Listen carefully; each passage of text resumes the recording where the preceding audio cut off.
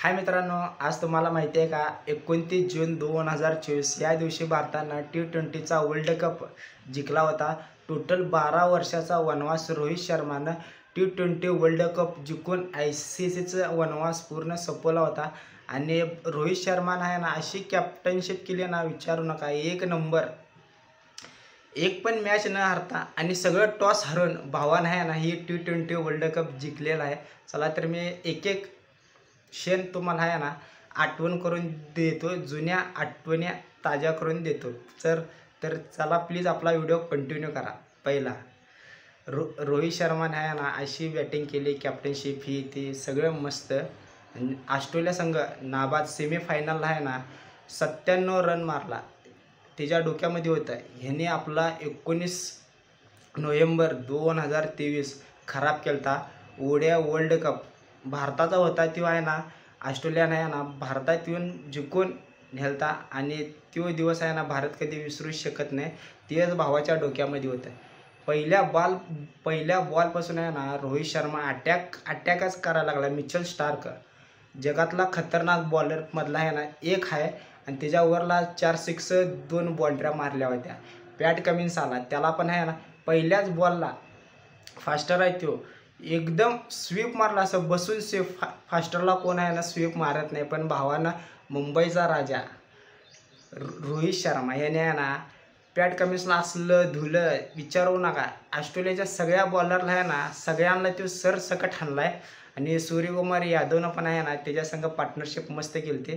जसप्रीत बुमराह भावाचं जेवढं कौतुक करेल ना तेवढं कमी आहे। पाकिस्तान संघ पण मॅच अडकली होती, भावानं आहे ना रिजवानला विकेट काढून तवा म्हणजे भारताचा आहे ना भारत लवकर ऑलआउट झालते आणि लो टोटल होता, तेव्हा पण आहे ना जसप्रीत बुमराहमुळे ती मॅच जिंकली आणि भारताच्या स्पिनरमुळे। तिथनं पण मॅच आहे ना कॅप्टनशिप, बॉलिंग, बॅटिंग, फिल्डिंग एक नंबर झालती।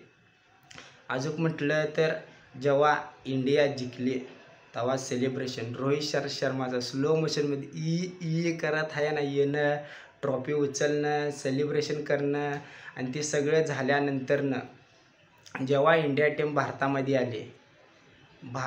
आल्यावरती आधी भारताचे PM नरेंद्र मोदीला सगळेजण भेटले, फोटो काढले केले।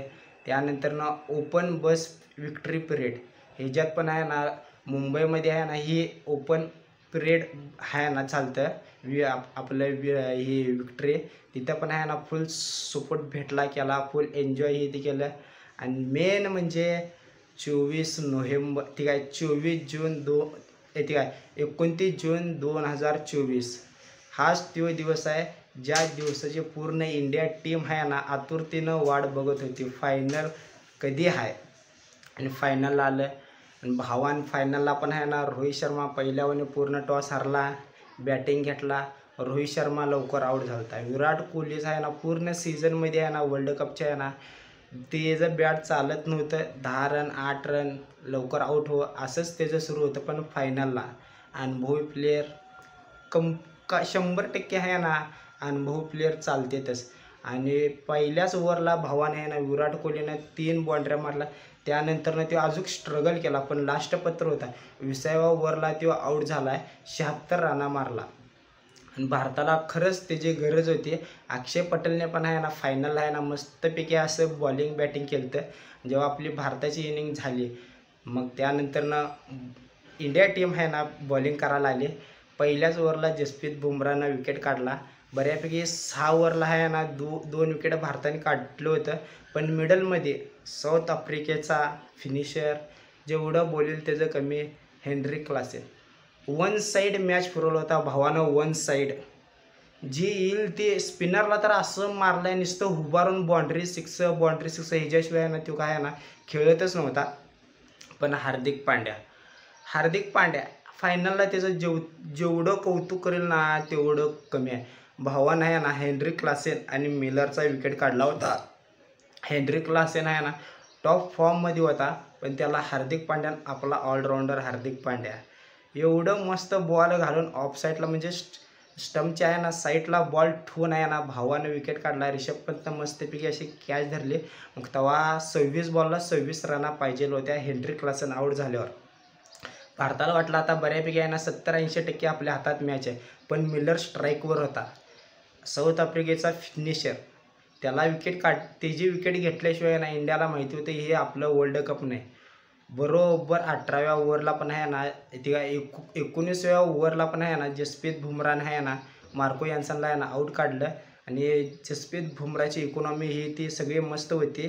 त्याच्यामुळं काय जसप्रीत बुमराहला आहे ना पूर्ण सीझनमध्ये कोण आहे ना मारायला आहे ना गेलं हे त्याने. अजून म्हटलं तर 20वी ओव्हर हार्दिक पांड्या, सूर्यकुमार यादव ह्या दोघांनीच मॅच म्हणजे 70-80% काम आहे ना या दोघांनीच केलं. आपलं बुमराह, अजून म्हटलं तर विराट कोहली, हार्दिक पांड्या, सूर्यकुमार यादव. हार्दिक पांड्यानं 19 ओव्हर पहिले बॉल फुल टच, स्ट्राईकवर मिलर होता. लॉंग ऑनला शॉट मारला. सगळ्यांना वाटलं की हवेत आहे बॉल, 6 आहे. पण लॉंग ऑनवरनं पळत हळू आहे ना सूर्यकुमार यादव आलता. त्यांनी तो कॅच एवढा मस्त धरला की विचारू नका. त्याला पण वाटलं नव्हतं की ही कॅच मी धरू शकतोय, पण भावाने कॅच धरला. तो कॅच नाही तर T20 वर्ल्ड कप धरला होता भावानं आपल्या हातात. असं तो कॅच कठीण होता, पण भावाने आहे ना इझी केला, बऱ्यापैकी आहे ना इझी केला.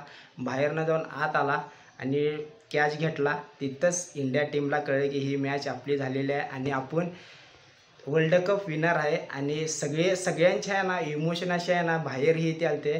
रोहित शर्मा तर असं आहे ना ग्राउंडवर झोपून आहे, असा ग्राउंडला मारत आहे ना रडला केला. विराट कोहली रडला केला. आणि रोहित शर्माने आहे ना भारताचा तिरंगा जसं म्हणला होता तो आपला जय शाह, त्यानं म्हणला होता की बार्बाडोसमध्ये जाऊन आहे ना भारताचा तिरंगा झेंडा काढणार. आणि रोहित शर्मानं तसंच केला. वर्ल्ड कप जिंकल्यानंतर तिरंगा झेंडा घेतला आणि काढला. हार्दिक पांड्या पण होता तिथं. पूर्ण स्टेडियममध्ये पूर्ण जग बघितलं केलं. आणि रोहित शर्मा आहे ना म्हणजे त्याच पिचवर जाऊन आहे ना जरासा आहे ना माती घेतला, खाल्ला. त्याचा टेस्ट कसा आहे ही पण भावाने आहे ना जरा आनंद घेतला केला. आणि हा व्हिडिओ कसा वाटला प्लीज मला कमेंटमध्ये सांगा. व्हिडिओ आवडला असेल तर लाईक सबस्क्राईब करा आणि असेच व्हिडिओ बघण्यासाठी माझ्या चॅनलला सबस्क्राईब करा. चला बाय, गुड मॉर्निंग.